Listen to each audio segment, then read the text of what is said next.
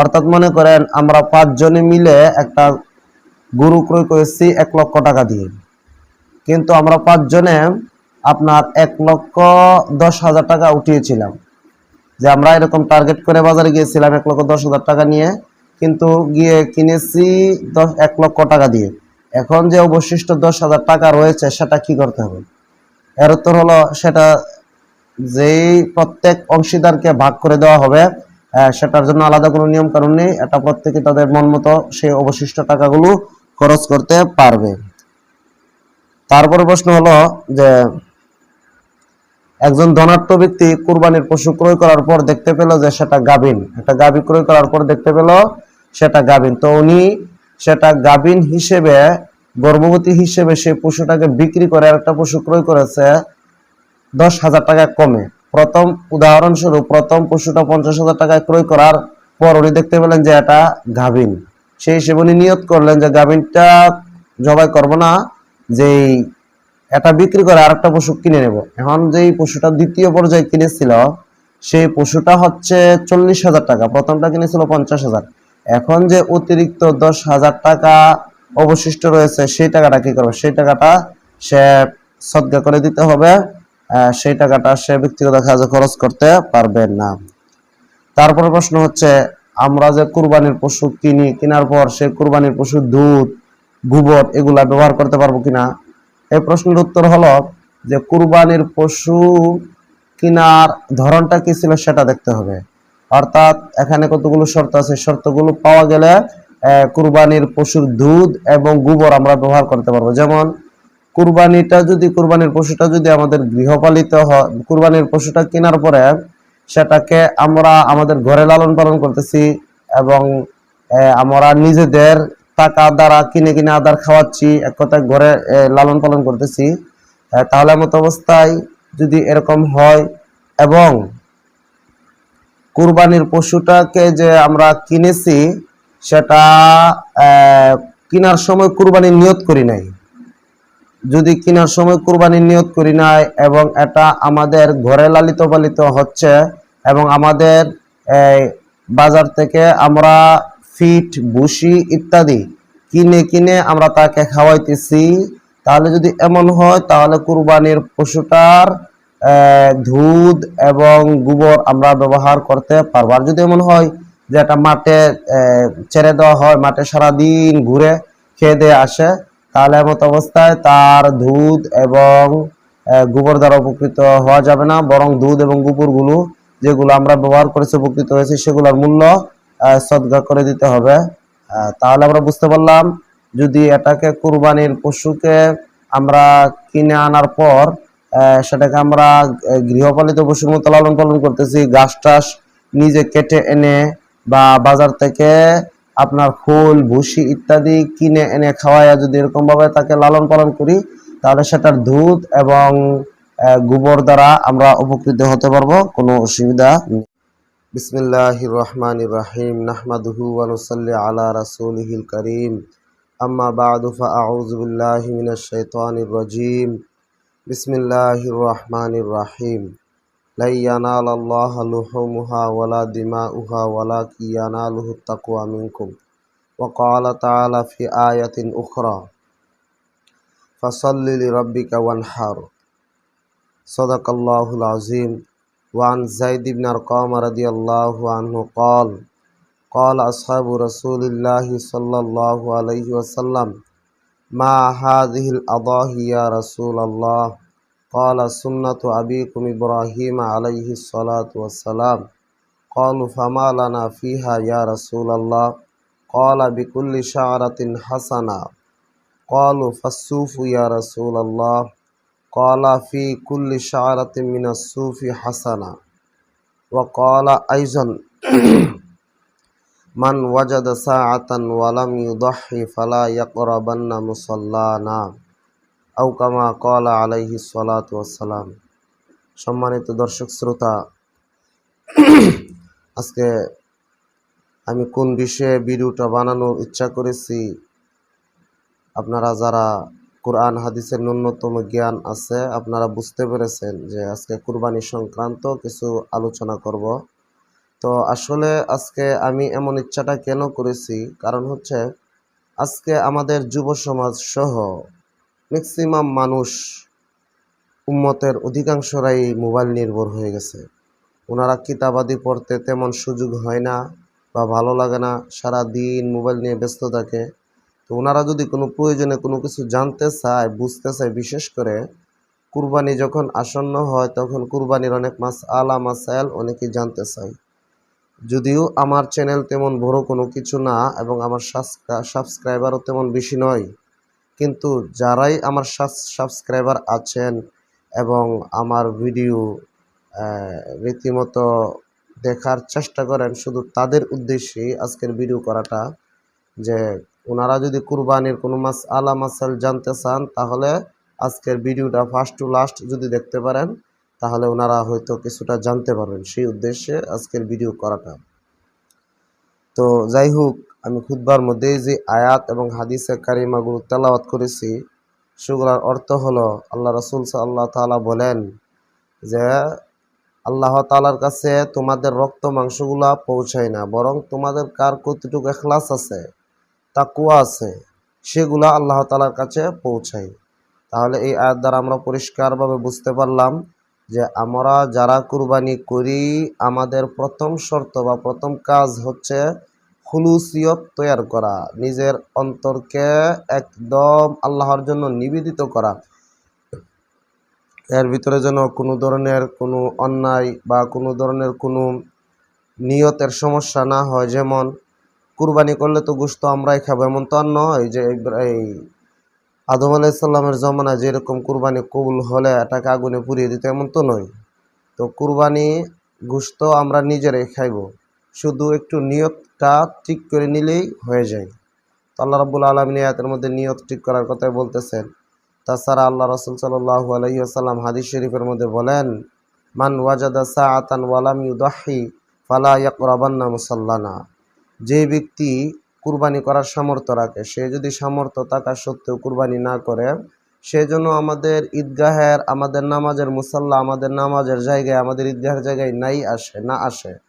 অর্থাৎ রাসূল সাল্লাল্লাহু আলাইহি সাল্লাম তাকে ঈদগাহে না আসতে বলেছেন।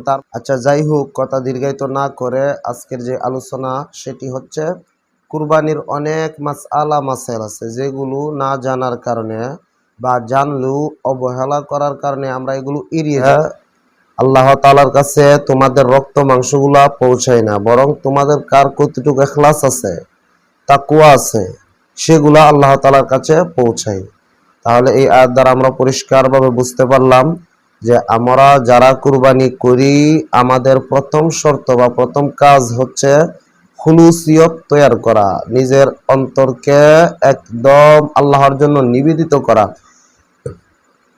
এর ভিতরে যেন কোনো ধরনের কোনো অন্যায় বা কোনো ধরনের কোনো নিয়তের সমস্যা না হয়। যেমন কুরবানি করলে তো গোশত আমরাই খাবো এমন তো আর নয়, যে এই আদম আলাইসাল্লামের জমানায় যেরকম কুরবানি কবুল হলে এটাকে আগুনে পুড়িয়ে দিত এমন তো নয়। তো কুরবানি গোশত আমরা নিজেরাই খাইব, শুধু একটু নিয়তটা ঠিক করে নিলেই হয়ে যায়। তো আল্লাহ রাব্বুল আলামিন আয়াতের মধ্যে নিয়ত ঠিক করার কথা বলতেছেন। তাছাড়া আল্লাহ রাসূল সাল্লাল্লাহু আলাইহি ওয়াসাল্লাম হাদিস শরীফের মধ্যে বলেন, মান ওয়াজাদা সাআতান ওয়া লাম ইউদাহি ফালা ইয়াকরাবান্না মুসাল্লানা। যে ব্যক্তি কুরবানি করার সামর্থ্য রাখে, সে যদি সামর্থ্য থাকা সত্ত্বেও কুরবানি না করে, সে যেন আমাদের ঈদগাহের, আমাদের নামাজের মুসাল্লা, আমাদের নামাজের জায়গায়, আমাদের ঈদগাহের জায়গায় না আসে। অর্থাৎ রাসূল সাল্লাল্লাহু আলাইহি সাল্লাম তাকে ঈদগাহে না আসতে বলেছেন, তার মানে অবশ্যই রাসূল সাল্লাল্লাহু আলাইহি সাল্লাম তার প্রতি এই নারাজ বা এই লোককে, এমন ধরনের লোকদেরকে ইসলাম সবসময় কি করে, তাদেরকে সাপোর্ট করে না বা তাদেরকে এরকম এইসব কাজের জন্য তারা নিন্দিত। আচ্ছা, যাই হোক, কথা দীর্ঘায়িত না করে আজকের যে আলোচনা সেটি হচ্ছে কুরবানির অনেক মাসাইল আছে যেগুলো না জানার কারণে বা জানলেও অবহেলা করার কারণে আমরা এগুলো এড়িয়ে যাই। আসলে এগুলো এড়িয়ে যাওয়ার বিষয় নেই। কুরবানি হচ্ছে একটা ইবাদত, এটাকে নিজের মন গড়া বা যেভাবে ইচ্ছা সেভাবে ইচ্ছা করলে কিন্তু আদায় করা যায় না। তার কতগুলো নির্দিষ্ট উসুল রয়েছে, নীতিমালা রয়েছে। তো এইভাবে যদি আমরা করি এই পশু দ্বারা, তাহলে হবে, অন্যথায় হবে না। সেই লক্ষ্যে আজকের ভিডিও করাটা, সেটা হচ্ছে আজকে আমি আলোচনা করব কেমন কেমন পশু দ্বারা কুরবানি করা যাবে, কোন ধরনের পশু দ্বারা করা যাবে না, কেমন লোকদেরকে শরীক করা যাবে, কেমন লোকদের সাথে শরীক হওয়া যাবে না, ইত্যাদি আলোচনা। তারপর চামড়ার মাসালা সংক্রান্ত আলোচনা আছে। তারপর দোষী জানোয়ার, অর্থাৎ যে জানোয়ার, যে জন্তু, যে পশু দোষযুক্ত, যেমন কান কাটা, লেজ কাটা, দৃষ্টিশক্তির দুর্বলতা রয়েছে, দাঁত নেই, জিহ্বা কাটা, নাক কাটা, ইত্যাদি ইত্যাদি যত ধরনের সমস্যা আছে, ইনশাআল্লাহ সব ধরনের মাসালাই একের পর এক পর্যায়ক্রমে বলা হবে। তো আজকে আমি আর আলোচনা দীর্ঘায়িত না করে আমি আমার মেইন বিষয়ে চলে যাচ্ছি। প্রথম বিষয় হচ্ছে কুরবানি কাদের উপর আসলে ওয়াজিব হয়, এটার দ্বারা আমি শুরু করতে যাই। আসলে কুরবানি প্রত্যেক এমন ব্যক্তিদের উপর ওয়াজিব হবে যারা নিজেদের হাজতে আসলিয়া ব্যতীত, অর্থাৎ যারা তাদের খরচ আদি ব্যতীত, সংসার চালানোর, পরিবার চালানোর যে খরচ আছে, সেই খরচ বাদ দিয়ে যেই পরিমাণ ধন সম্পদের মালিক থাকবে, অর্থাৎ যেই পরিমাণ ধন সম্পদের মালিক হলে তাকে সাহেবে নেসাব বলা হয়। অর্থাৎ মনে করেন যদি কেউ 52.5 তোলা, 52.5 ভরি রূপার সমমূল্যের মালিক হয়, তাহলে এমত অবস্থায় তাকে সাহেবে নেসাব বলা হবে। অর্থাৎ সে যেন শরীয়তের দৃষ্টিতে ধনী। যদি সে ধনী হয় তাহলে তার উপর কুরবানি ওয়াজিব হবে, গরিবের উপর ওয়াজিব হবে না। সেটাই ভাবে যে মনে করেন আমার সংসারের যত হাজতে আসলে আছে, প্রয়োজন আছে, সবগুলো বাদ দিয়ে আমার কাছে এইরকম পরিমাণ টাকা পয়সা, ধন সম্পদ, অর্থকড়ি আছে, যে পরিমাণ টাকা পয়সা থাকলে আমার কাছে 52.5 ভরি রূপার সমমূল্যের সমান আমি মালিক হইতেছি, তাহলে মতো অবস্থায় আমার উপর কুরবানি ওয়াজিব হয়ে যাবে। যেমন মনে করেন আমার কাছে যে জমি আছে, কথার কথা, জমিও যদি অতিরিক্ত হয়, যেমন আমার যদি 10 কানি জমি হয়, তাহলে এমত অবস্থায় 5 কানি জমি আমার জন্য যথেষ্ট, খোরাকি এবং অন্যান্য ভাবে।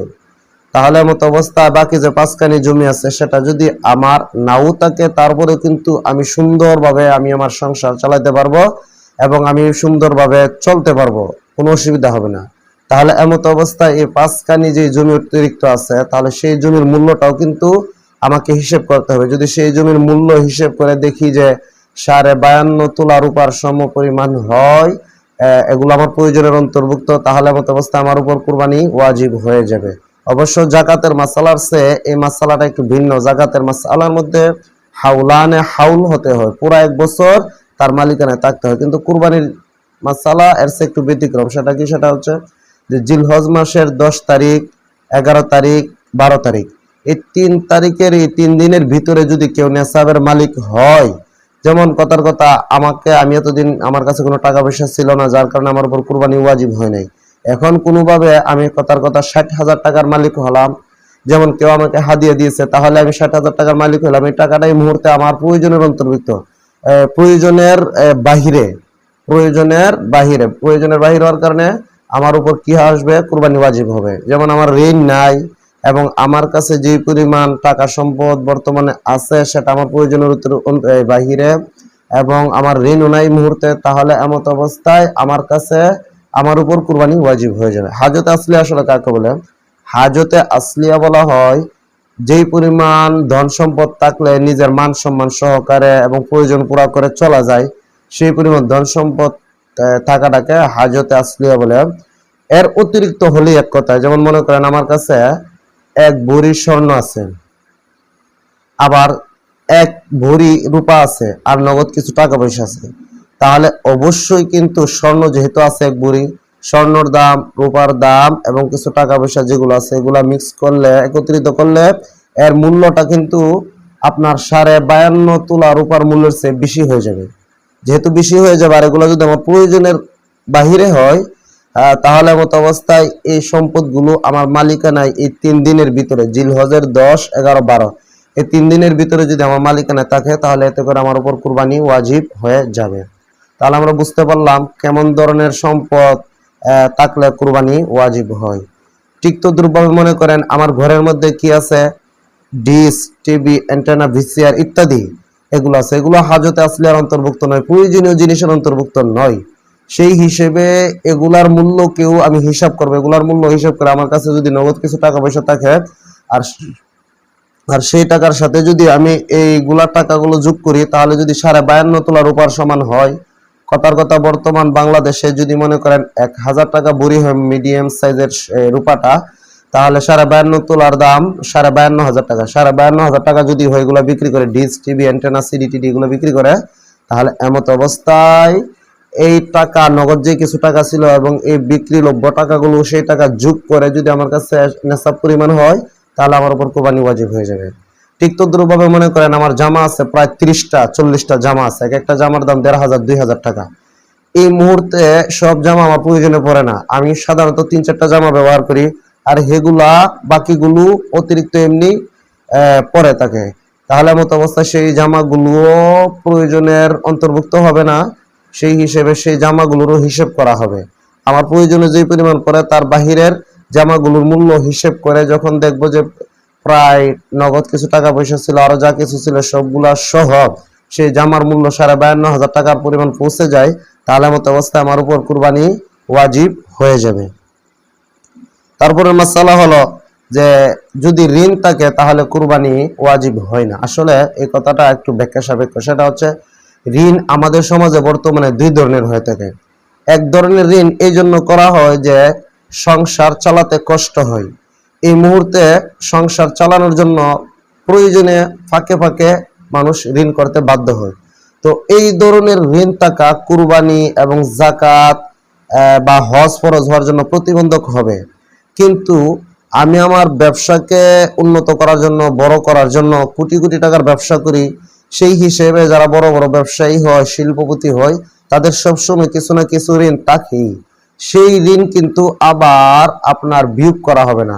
অর্থাৎ মনে করেন আমি একজন শিল্পপতি, আমি ব্যাংক থেকে 5 কোটি টাকা লোন উঠিয়েছে, এখন যদি আমি বলি আমি তো ঋণগ্রস্ত, তাহলে এই কথা বলার দ্বারা কিন্তু আমার উপর যে কুরবানি মাওকুফ হয়ে যাবে এমন নয়। কারণ হচ্ছে ঋণ দ্বারা এখানে ওই ঋণ উদ্দেশ্য যেটা সাধারণত বিপদের সময় চলার জন্য ঋণ করা হয়। কিন্তু আমি আমার ব্যবসাকে, কোটি কোটি টাকার ব্যবসাকে আরো উন্নত করার জন্য, আরো বড় পরিসরে বৃদ্ধি করার জন্য যদি আমি ঋণ গ্রহণ করি, ব্যাংক থেকে কোটি কোটি টাকা ঋণ গ্রহণ করি, তাহলে সেই ঋণের টাকা হিসাব করে আমাকে আপনার কুরবানি ওয়াজিব হই নাই এরকম বলা যাবে না। বরং ওই ঋণ এমত অবস্থায় ধর্তব্য হবে না, এই ব্যাংকের মধ্যে কোটি কোটি টাকা ঋণ থাকা সত্ত্বেও তার উপর কুরবানি ওয়াজিব হবে, সেটাই ধরতে হবে এবং সেটাই মাসআলা। তার পরবর্তী মাসআলা হলো যে একান্নভুক্ত পরিবার যদি হয় আমাদের, যেমন আমরা অনেকেই এরকম আছি যে বাবার সাথে একই ঘরে একই পাতিলে রান্না বান্না করে আমরা সবাই খাই। এরকম ভাবে যে বাবার 5 জন সন্তান আছে, সবাই বালেগ, তো সবাই এখনো জুদা হয় নাই, সবাই একই পরিবারে একসাথে একান্নভুক্ত পরিবার বা যৌথ পরিবার আমরা যাই বলি না কেন, সবাই এরকম ভাবে বসবাস করে আর কি। তো এখন এমত অবস্থায় শুধু বাবা যদি একা কুরবানি করে তাহলে কি ছেলেদের তরফ থেকে আদায় হয়ে যাবে? এর উত্তর হলো ছেলেরা যদি সবাই নেসাবের মালিক হয়, অর্থাৎ শরঈ দৃষ্টিকোণ থেকে যদি সে ধনী হয়, জ্ঞানী হয়, তাহলে এমত অবস্থায় প্রত্যেক ছেলের উপরে কুরবানি ওয়াজিব হবে। যদিও তারা একই ডেক্সির ভাত খাক না কেন, একই পাতিল থেকে, অর্থাৎ একই ঘরে বসবাস করুক না কেন, যৌথ পরিবার হোক না কেন, মেন কথা হচ্ছে দেখতে হবে ছেলেরা যারা আছে তারা নেসাবের মালিক কিনা। যদি নেসাবের মালিক হয় তাহলে তাদের উপর কি হবে? কুরবানি ওয়াজিব হবে। আচ্ছা, তার পরবর্তী মাসালা হলো আমরা কুরবানি পশু জবাই করার সময় অনেক সময় মেশিনে অনেক জায়গায় জবাই করা হয়, তাহলে মেশিনে জবাই করলে কতটুকু সহি হবে বা সহি হবে কিনা? এই প্রশ্নের উত্তর হলো মেশিনে জবাই করা সহি হওয়ার জন্য কতগুলো শর্ত আছে। সেগুলো হলো যেমন প্রথমত যিনি জবাই করবেন উনি মুসলিম হতে হবে। দ্বিতীয়ত যেইভাবে জবাই করা হবে, অর্থাৎ যে চাকু ছুরি দ্বারা, সেটা ধারালো হতে হবে। মেশিনের যে অগ্রভাগ যেটার দ্বারা জবাই করা হয় সেটা ধারালো হতে হবে। তারপর 3 নাম্বার হচ্ছে যে সুইচ অন করার সময় বিসমিল্লাহ বলতে হবে। যদি বিসমিল্লাহ না বলে তাহলে কি হবে না? জবাই সহি হবে না। তারপর 4 নাম্বার শর্ত হলো যে জবাই সহি হওয়ার জন্য যে শর্তগুলো আছে, অর্থাৎ গলার 4টি রগ কাটতে হবে। 4টি রগ না কাটলে কমপক্ষে শ্বাসনালী, খাদ্যনালী এবং 2 পাশে যে শাহরগ আছে 2টা মোটা মোটা, সেই দুইটা রোগের কোন একটা রোগ কমপক্ষে কাটতে হবে। যদি মেশিনে জবাই করার দ্বারা এইরকম ভাবে সবগুলো শর্ত পাওয়া যায় তাহলে মেশিনে জবাই করা সহি হবে, অন্যথায় সহি হবে না। তারপরে মাসালা হচ্ছে যে আমরা অনেক সময় কুরবানি করতে গেলে শরীক নিতে হয় বা কারোর সাথে শরীক হতে হয়। তো যদি আমাদের সাথে কোনো সুদকুর, ঘুষকুর, হারামকুর শরীক হয় তাহলে তো করে আমাদের কুরবানি হবে কিনা, এই মাসালার এই প্রশ্নের উত্তর হলো যে কুরবানি এটা একটা গুরুত্বপূর্ণ ইবাদত। তো হারাম মাল দ্বারা হারাম মালের সংমিশ্রণে কোনো এই ইবাদত সংগঠিত হতে পারে না। এই জন্য আমরা যদি কাউকে শরীক করতে হয় সর্বাত্মক চেষ্টা করতে হবে যেন কোনো হারামকুর, সুদকুর, ঘুষকুর আমাদের পশুতে অংশীদার না হতে পারে। যদি হয় বা তাকে নিয়ে যদি আমরা কুরবানি করি তাহলে আমাদের কারো কুরবানি সহি হবে না।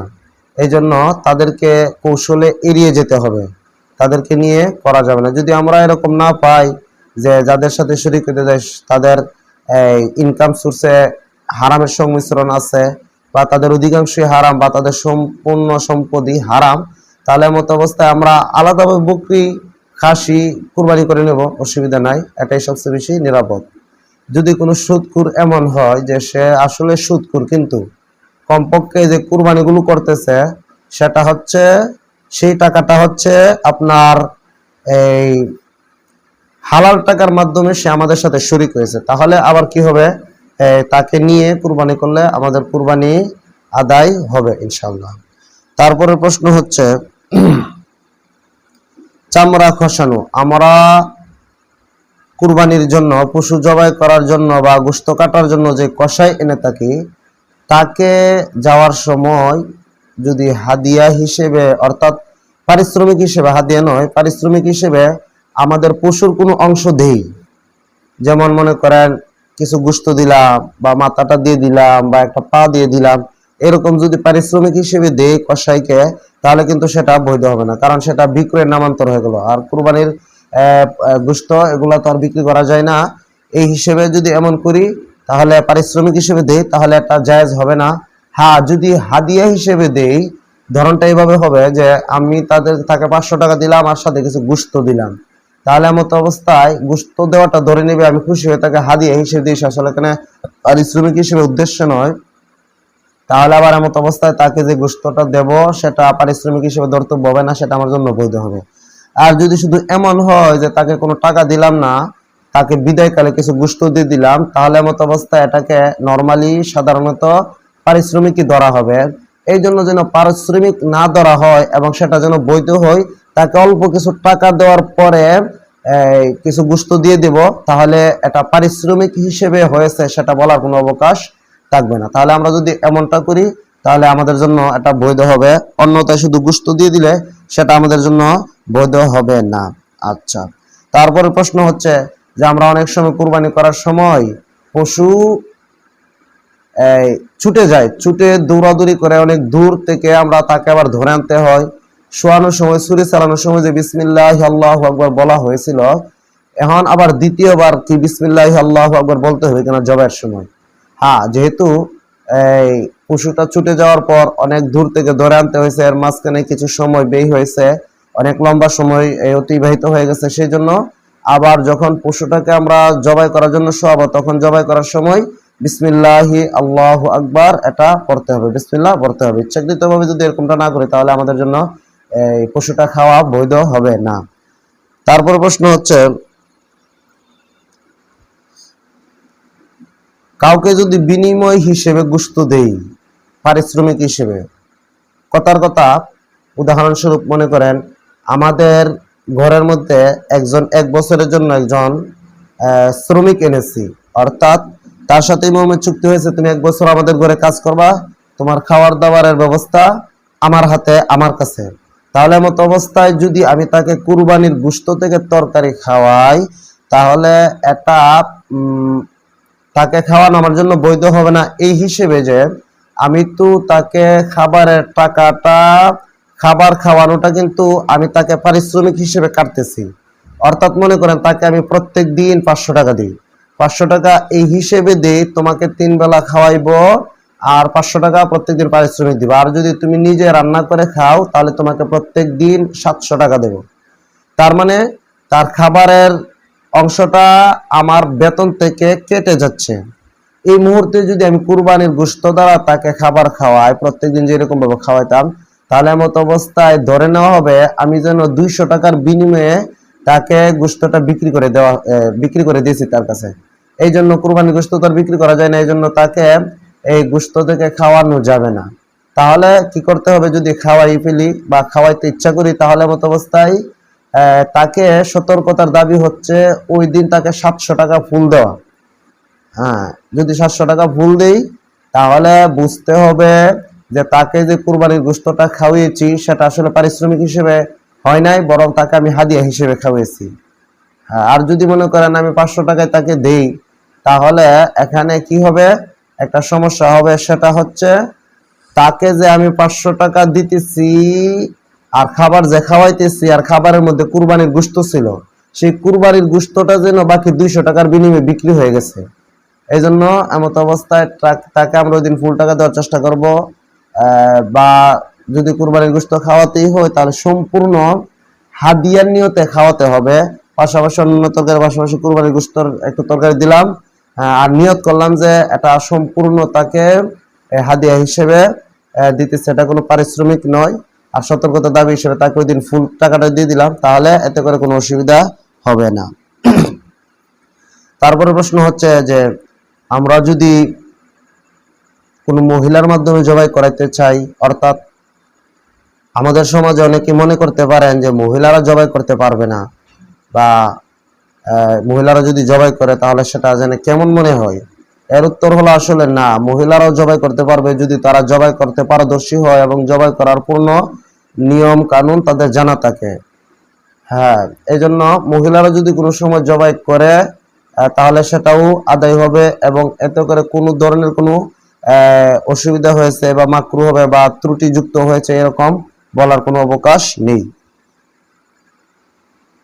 তারপরে প্রশ্ন হচ্ছে যে নির্দিষ্ট শরীকের পর আমরা যদি অন্য কাউকে শরীক করতে চাই তাহলে সেটা করার অবকাশ আছে কিনা।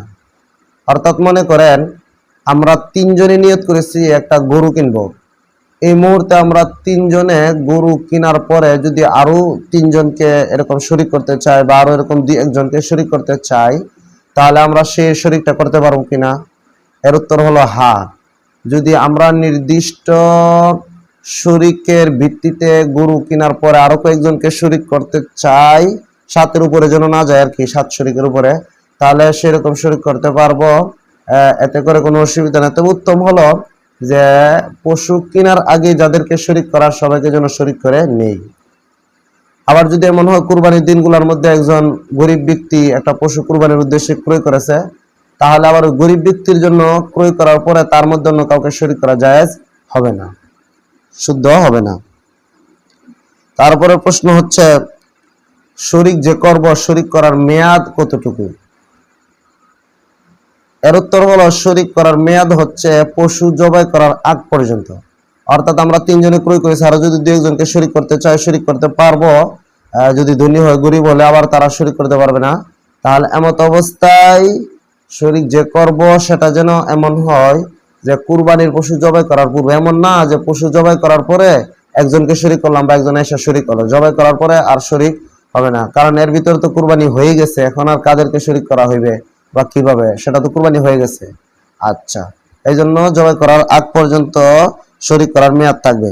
তারপর প্রশ্ন হচ্ছে আমাদের বাড়ির আশেপাশে অনেক সময় হিন্দুরা থাকে বা অমুসলিমরা থাকে, বা তাদের সাথে আমাদের সুসম্পর্ক আছে, সেই হিসেবে আমরা যদি তাদেরকে কুরবানির গোশত খাওয়াই সেটা আমাদের জন্য বৈধ হবে কি, বা তাদেরকে যদি হাদিয়া দিই সেটা বৈধ হবে কি না।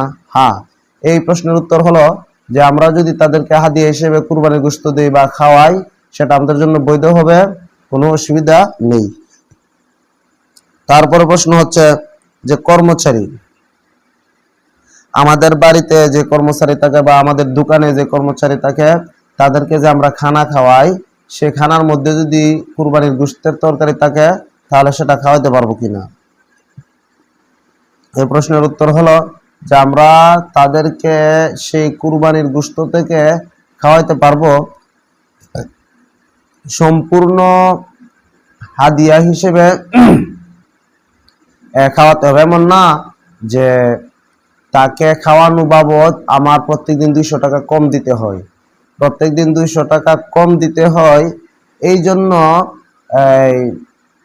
তাকে আমরা খাওয়াই থাকি। এখন যদি মনে করেন যদি তাকে খাওয়াইতেছেন আর আপনার মনে হয় যে তাকে যে খাওয়াইতেছি সেটা ওই 200 টাকার বিনিময়ে হচ্ছে, তাহলে আবার সেই খাওয়ানোটা আপনার জন্য এটা বিক্রয়ের নামান্তর হচ্ছে, এই জন্য এমনটা করা যাবে না।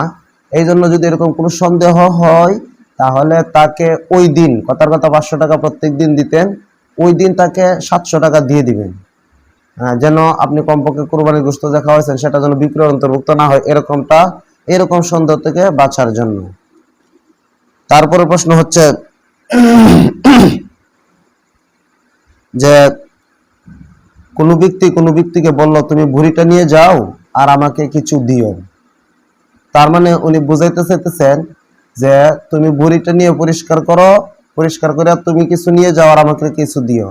তাহলে যদি তাকে যেই ভুঁড়িটার দেওয়া হয়েছে সেটাকে পারিশ্রমিক হিসেবে দেওয়া হয়েছে সেটা বলা যাবে না, বা সেটাকে যেন তার কাছে বিক্রি করা হয়েছে সেটাও বলা যাবে না।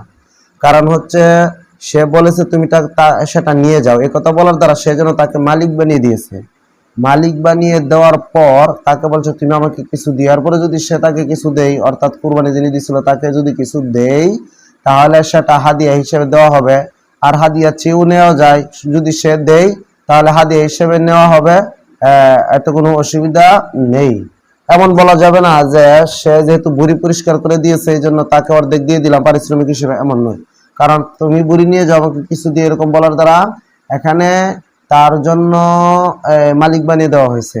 আর সে যদি ইচ্ছা করে যিনি কুরবানি করছিল তাকে কিছু বুড়ি দিতে পারে, আবার নাও দিতে পারে, যেহেতু সে সম্পূর্ণ মালিক, সেই হিসেবে কোনো অসুবিধা নেই। তারপরে প্রশ্ন হচ্ছে যে ক্রয়ের পরে কিছু অবশিষ্ট টাকা থাকলে সেই টাকাটা কি করবে। অর্থাৎ মনে করেন আমরা 5 জনে মিলে একটা গরু ক্রয় করেছি 1 লক্ষ টাকা দিয়ে, কিন্তু আমরা 5 জনে আপনার 1,10,000 টাকা উঠিয়েছিলাম, যে আমরা এরকম টার্গেট করে বাজারে গিয়েছিলাম 1,10,000 টাকা নিয়ে, কিন্তু গিয়ে কিনেছি 1 লক্ষ টাকা দিয়ে। এখন যে অবশিষ্ট 10,000 টাকা রয়েছে সেটা কি করতে হবে? এর উত্তর হলো সেটা যেই প্রত্যেক অংশীদারকে ভাগ করে দেওয়া হবে, সেটার জন্য আলাদা কোনো নিয়ম কানুন নেই, এটা প্রত্যেকে তাদের মন মতো সেই অবশিষ্ট টাকাগুলো খরচ করতে পারবে। তারপরে প্রশ্ন হলো যে একজন ধনাঢ্য ব্যক্তি কুরবানির পশু ক্রয় করার পর দেখতে পেল যে সেটা গাভীন, একটা গাভী ক্রয় করার পর দেখতে পেল সেটা গাভীন, তো উনি সেটা গাভীন হিসেবে, গর্ভবতী হিসেবে সেই পশুটাকে বিক্রি করে আরেকটা পশু ক্রয় করেছে 10,000 টাকা কমে। প্রথম উদাহরণস্বরূপ প্রথম পশুটা 50,000 টাকায় ক্রয় করার পর উনি দেখতে পেলেন যে এটা গাভীন, সেই হিসেবে উনি নিয়ত করলেন যে গাভীনটা জবাই করবো না, যেই এটা বিক্রি করে আরেকটা পশু কিনে নেব। এখন যেই পশুটা দ্বিতীয় পর্যায়ে কিনেছিল সেই পশুটা হচ্ছে 40,000 টাকা, প্রথমটা কিনেছিল 50,000। এখন যে অতিরিক্ত 10,000 টাকা অবশিষ্ট রয়েছে সেই টাকাটা কি করবে? সেই টাকাটা সে সদকা করে দিতে হবে, সেই টাকাটা সে ব্যক্তিগত কাজে খরচ করতে পারবে না। তারপরে প্রশ্ন হচ্ছে আমরা যে কুরবানির পশু কিনি, কেনার পর সেই কুরবানির পশুর দুধ, গোবর এগুলা ব্যবহার করতে পারবো কিনা। এই প্রশ্নের উত্তর হলো যে কুরবানির পশু কেনার ধরনটা কি ছিল সেটা দেখতে হবে। অর্থাৎ এখানে কতগুলো শর্ত আছে, শর্তগুলো পাওয়া গেলে কুরবানির পশুর দুধ এবং গোবর আমরা ব্যবহার করতে পারবো। যেমন কুরবানির পশুটা যদি আমাদের গৃহপালিত হয়, কুরবানির পশুটা কেনার পরে সেটাকে আমরা আমাদের ঘরে লালন পালন করতেছি এবং আমরা নিজেদের টাকা দ্বারা কিনে আদার খাওয়াচ্ছি, এক কথায় ঘরে লালন পালন করতেছি, তাহলে মতো অবস্থায় যদি এরকম হয় এবং কুরবানির পশুটাকে যে আমরা কিনেছি সেটা কেনার সময় কুরবানির নিয়ত করি নাই, যদি কেনার সময় কুরবানির নিয়ত করি নাই এবং এটা আমাদের ঘরে লালিত পালিত হচ্ছে এবং আমাদের বাজার থেকে আমরা ফিট, ভুসি ইত্যাদি কিনে কিনে আমরা তাকে খাওয়াইতেছি, তাহলে যদি এমন হয় তাহলে কুরবানির পশুটার দুধ এবং গোবর আমরা ব্যবহার করতে পারবো। আর যদি এমন হয় যে একটা মাঠে ছেড়ে দেওয়া হয়, মাঠে সারাদিন ঘুরে খেয়ে দিয়ে আসে, তাহলে এমত অবস্থায় তার দুধ এবং গোবর দ্বারা উপকৃত হওয়া যাবে না, বরং দুধ এবং গোবরগুলো যেগুলো আমরা ব্যবহার করেছি উপকৃত হয়েছে সেগুলোর মূল্য সদকা করে দিতে হবে। তাহলে আমরা বুঝতে পারলাম, যদি এটাকে কুরবানির পশুকে আমরা কিনে আনার পর সেটাকে আমরা গৃহপালিত পশুর মতো লালন পালন করতেছি, ঘাস টাস নিজে কেটে এনে বা বাজার থেকে আপনার খোল ভুসি ইত্যাদি কিনে এনে খাওয়াইয়া যদি এরকম ভাবে তাকে লালন পালন করি, তাহলে সেটার দুধ এবং গোবর দ্বারা আমরা উপকৃত হতে পারবো, কোনো অসুবিধা নেই। তারপর প্রশ্ন হচ্ছে, যদি কেউ বিগত দিনগুলাতে না বুঝার কারণে বা গাফলতির কারণে, অলসতার কারণে, কৃপণতার কারণে কুরবানি করে নাই, অথচ তার উপর ফরজ ছিল, এখন তার মধ্যে দিনই বুঝ এসেছে, এখন তার বিগত দিনের কাজাগুলো কিভাবে আদায় করবে? এর উত্তর হলো, সে বিগত যত দিনের কুরবানি তার উপর ফরজ ছিল, প্রত্যেকটা কুরবানির বিনিময়ে প্রত্যেকটা কুরবানির বদলে সে একটা মধ্যম ধরনের, মধ্যম গণনার মিডিয়াম সাইজের একটা বকরি সদকা করে দিবে। এরকমটা করলে সে বিগত দিনের কুরবানি গুলোর কাজ আদায় করতে পারবে এবং কায়েম অনুবাদকে আল্লাহ তাআলার কাছে তওবা করতে হবে, সে কুরবানি ওয়াজিব হওয়া সত্ত্বেও যে করে না সেই জন্য। তারপরে প্রশ্ন হচ্ছে, পেটে বাচ্চা পেলে, পেটে যদি বাচ্চা পায় তাহলে সেটা কি করবে? অর্থাৎ জবাই করার পর পেটের মধ্যে বাচ্চা দেখছে, তাহলে এমত অবস্থায় সে বাচ্চা কি করবে? যদি বাচ্চাটা মৃত হয় তাহলে আবু হানিফা রাহিমাহুল্লাহর মতে সেই বাচ্চাকে ফেলে দিবে, সেটা তো আর খাওয়া যাবে না। আর যদি জীবিত হয় আর যদি সে ধনী হয় তাহলে সে বাচ্চা জবাই করে সে গোশত নিজে ব্যবহার করতে পারবে, সদকা করতে পারবে। আর যদি জবাই করার পূর্বেই বাচ্চা প্রসব করে তাহলে মতো অবস্থায় সেই বাচ্চাকে ধনী হলে রেখে দিতে পারবে বা লালন পালন করতে পারবে, কিন্তু তার মূল্য সদকা করে দিতে হবে। আর যদি গরিব হয় সেটাকে রেখে দিতে পারবে না, সেটাকে সদকা করে দিতে হবে।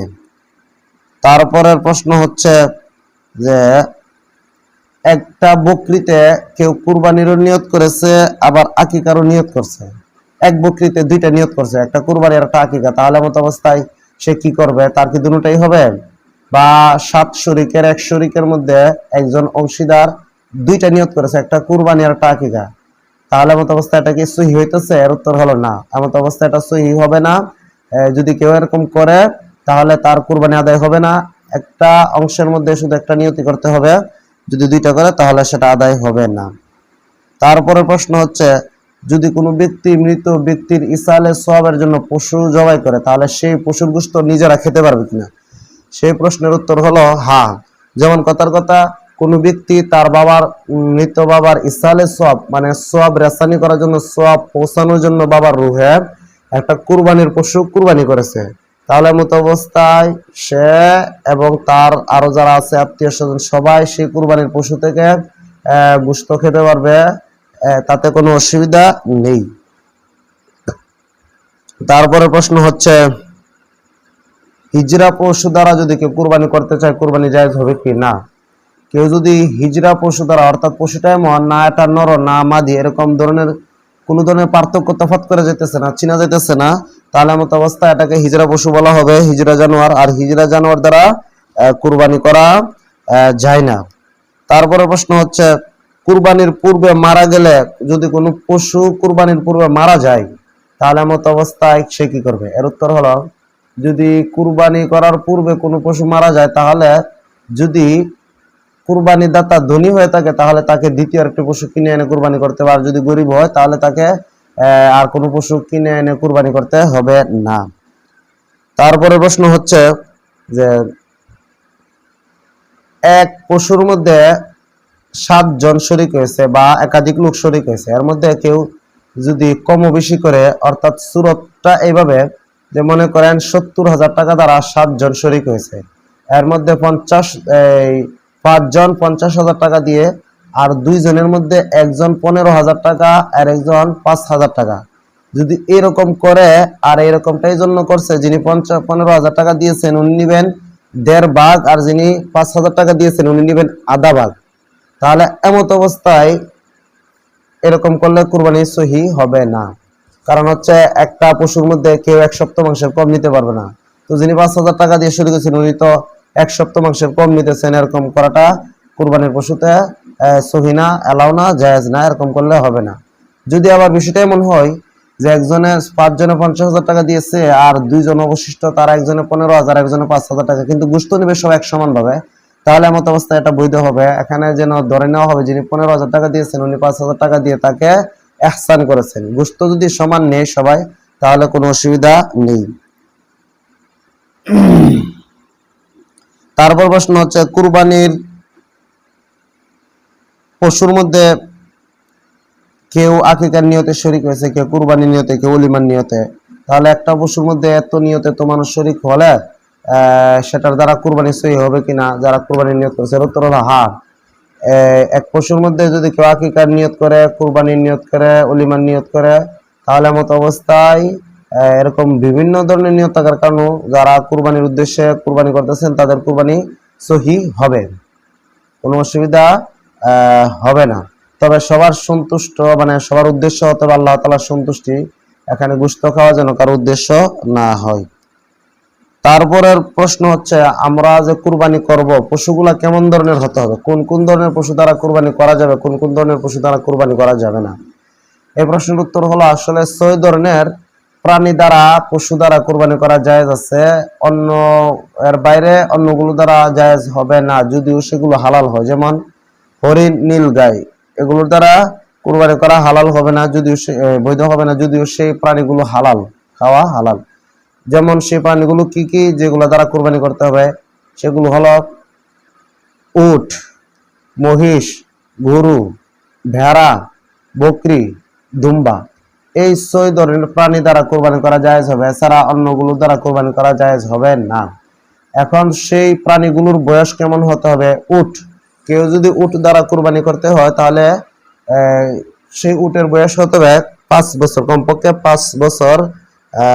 এই 5 বছর সেটা হবে সৌর মাসের হিসেবে নয়, চন্দ্র মাসের হিসেবে। আপনারা জানেন যে সৌর মাস হয় 1465 দিনে আর চন্দ্র মাসের হিসাব হয় 354 দিনে। তাহলে সৌর মাসের হিসাব নয়, 354 দিন যদি হয়, এই হিসেবে 5 বছর হয়, তাহলে সেই উট দ্বারা কুরবানি করা সহি হবে। আর সে যদি 1-2 দিন কম হয় তাহলে সেগুলোর দ্বারা কুরবানি করা সহি হবে না। তারপরে যদি আমরা গরু এবং মহিষ দ্বারা কুরবানি করতে চাই, সেগুলোর বয়স কেমন হতে হবে? গরু এবং মহিষের ন্যূনতম বয়স হতে হবে 2 বছর, সেটাও চন্দ্র মাসের হিসেবে 354 দিনের হিসেবে 2 বছর হলে সেটা দ্বারা কুরবানি করা বৈধ হবে। এর সে একদিন কম হলেও সেটা কুরবানির উপযুক্ত হবে না, সেটা দ্বারা কুরবানি করা যাবে না। তারপরে হচ্ছে বকরি, ভেড়া, দুম্বা, সেগুলোর বয়স কেমন হতে হবে? বকরির বয়স কমপক্ষে 1 বছর হতেই হবে। যদি এমন হয় যে 6 বছরের বকরিটা দেখতে শুনতে 1 বছরের বকরির মতো মনে হয়, তারপরে সেটা দ্বারা কুরবানি করা বৈধ হবে না, যেহেতু 1 বছর হয় নাই। আর ভেড়া, দুম্বা যদি এমন হয় যে দেখতে শুনতে 1 বছরের ভেড়া দুম্বার সমান হৃষ্টপুষ্ট, তাহলে মতো অবস্থায় সেই ভেড়া এবং দুম্বা দ্বারা কুরবানি করা জায়েজ হবে, যদিও সেটা 6 মাসের হয়। শর্ত হচ্ছে হৃষ্টপুষ্ট হতে হবে। যদি উল্লেখিত প্রাণীগুলোর বয়স 1 দিন কম হয় তাহলে সেগুলোর দ্বারা কুরবানি করলে কুরবানি আদায় হবে না।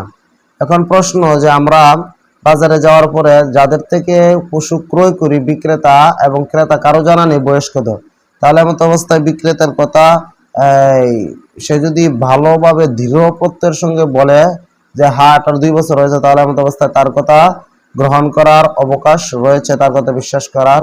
অথবা গরুর কয়টি দাঁত উঠেছে 2 বছর হইলে, পুরা হইলে তার নির্দিষ্ট সংখ্যক দাঁত উঠে, সেই দাঁতগুলো দেখো অভিজ্ঞতা সম্পন্ন লোকেরা শনাক্ত করতে পারে বা বুঝতে পারে যে এই পশুর 2 বছর হয়েছে, তাহলে মতো অবস্থায় তাদের পরীক্ষা নিরীক্ষার মাধ্যমে সেটা 2 বছর হয়েছে ধরে সেই পশু কুরবানি করা যেতে পারে বা যাবে। তারপরের প্রশ্ন হচ্ছে যে লিঙ্গ কর্তনকৃত কোনো প্রাণী যদি হয় বা যৌন কর্মে অক্ষম যদি হয়, সেই প্রাণী দ্বারা কুরবানি করা জায়েজ হবে কিনা? হ্যাঁ, সেই প্রাণী দ্বারা কুরবানি করা জায়েজ হবে। যদিও অনেকে মনে করতে পারেন যে যেটা যৌন কর্মে দুর্বল বা যৌন কাজে অপারগ, এরকম প্রাণী দ্বারা কুরবানি করা বৈধ নয়, সেই কথাটা সত্য নয়। এরকম প্রাণী দ্বারা কুরবানি করা বৈধ আছে, কুরবানি করতে পারবে। তারপরে প্রশ্ন হচ্ছে যে চোখ, কান, নাক, তারপর লেজ ইত্যাদি দাঁত এগুলো যদি ত্রুটি থাকে তাহলে এমন ধরনের ত্রুটিপূর্ণ প্রাণী দ্বারা কুরবানি করা যায় হবে। এর উত্তর হলো যদি চোখে প্রবলেম হয়, সমস্যা হয়, তাহলে মতো অবস্থায় দেখতে হবে চোখের কি পরিমাণ পাওয়ার আছে এবং কি পরিমাণ পাওয়ার চলে গেছে। যদি এমন হয় চোখের 1/3 পরিমাণ পাওয়ার আছে বা এর চেয়ে বেশি আছে অবশিষ্ট, তাহলে মতো অবস্থায় সেই প্রাণী দ্বারা কুরবানি করা যায় হবে, অন্যথায় জায়েজ হবে না। তারপরে কান, যদি কোনো পশুর কানের 1/3 পরিমাণ অবশিষ্ট থাকে বা এর চেয়ে বেশি, তাহলে মতো অবস্থায় সেই প্রাণী দ্বারা কুরবানি করা যায় হবে, অন্যথায় হবে না। এরকম ভাবে আপনার কোনো পশুর যদি নাক কাটা পড়ে তাহলে সেটা দ্বারা কুরবানি করা যায় হবে না। এরকম ভাবে কোনো পশু যদি অধিকাংশ দাঁত না থাকে বা 3/1 না থাকে, তাহলে মতো অবস্থায় সেই পশু দ্বারা কুরবানি করা বৈধ হবে না। অর্থাৎ বেশিরভাগ দাঁত থাকলে সেটা দ্বারা কুরবানি করা বৈধ হবে। তারপরে প্রশ্ন হলো যে জিহ্বা যদি কাটা হয় তাহলে সেই পশু দ্বারা কুরবানি করা যায় হবে কিনা। এর উত্তর হলো জিহ্বা যদি এই পরিমাণ কাটা হয়, যেই পরিমাণ কাটার কারণে সে আর কোনো কিছু খেতে পারে না, তাহলে সেই পরিমাণ কাটাযুক্ত জিহ্বা হওয়ার কারণে সেই পশু দ্বারা কুরবানি করা জায়েজ হবে না। তারপরে প্রশ্ন হচ্ছে যে বকরি এবং ভেড়ার স্তনের যে বাট আছে, বাট, সেই বাট যদি বন্ধ থাকে, অর্থাৎ দুইটা বাটের মধ্যে একটা বাট বন্ধ, একটা বাট দিয়ে দুধ আসে না, তাহলে মতো অবস্থায় ভেড়া, বকরি, দুম্বার সেই ধরনের দুম্বা, ভেড়া, বকরি দ্বারা কুরবানি করা জায়েজ হবে না। তারপরে প্রশ্ন হচ্ছে যদি গরু, মহিষ, উট এরকম ভাবে গরু, মহিষ, উটের 4 বাটের 2 বাট বন্ধ থাকে, দুধ আসে না, তাহলে মতো অবস্থায় সেই ধরনের প্রাণী দ্বারাও কুরবানি করা বৈধ হবে না। তারপর প্রশ্ন হচ্ছে চর্মরোগে আক্রান্ত পশুর দ্বারা কুরবানি করার বিধান কি। সেই প্রশ্নের উত্তর হলো চর্মরোগে আক্রান্ত পশুটার দেখতে হবে সেটার চর্মরোগ হওয়ার কারণে সেটার চর্মরোগটা সারা গোশতে ছড়িয়ে গেছে কিনা। অর্থাৎ এরকম ভাবে যদি কোনো প্রাণীর চর্মরোগ হয় তাহলে দেখতে হবে প্রথমত সেই প্রাণীটা মোটা তাজা কিনা। যদি মোটা তাজা হয় এবং মনে হয় যে তার রোগ গোশতের মধ্যে ছড়ায় নাই, তাহলে মতো অবস্থায় সেই চর্ম রোগে আক্রান্ত পশু দ্বারা কুরবানি করা বৈধ হবে। আর যদি এমন হয় যে চর্ম রোগ তার গোশতের মধ্যে মিশ্রিত হয়ে গেছে, এমনটা কোন সময় হয়, যেই সময় আপনার গরুটা বা পশুটা হ্যাংলা পাতলা হবে, হাড্ডিসার হবে, তাহলে মতো অবস্থায় সেই পশু চর্মযুক্ত হওয়ার কারণে, চর্মরোগযুক্ত হওয়ার কারণে সেই পশু দ্বারা কুরবানি করা বৈধ হবে না। তারপরে প্রশ্ন হচ্ছে ক্রয়ের পর দোষ দেখতে পেয়েছে। এক লোক একটা পশু ক্রয় করার পরে যদি তাতে দোষ দেখতে পায়, তাহলে এমত অবস্থায় সে যদি বড় লোক হয়, এই দিনগুলোর মধ্যে, কুরবানির দিনগুলোর মধ্যে তাকে নতুন করে একটা পশু ক্রয় করে একটা পশু কুরবানি করতে হবে। আর যদি সে গরিব হয় তাহলে এমত অবস্থায় তাকে নতুন করে কোনো পশু ক্রয় করতে হবে না, এই পশুটাই তার জন্য যথেষ্ট হবে। তারপরে হচ্ছে জবাই সংক্রান্ত কিছু মাসাইল।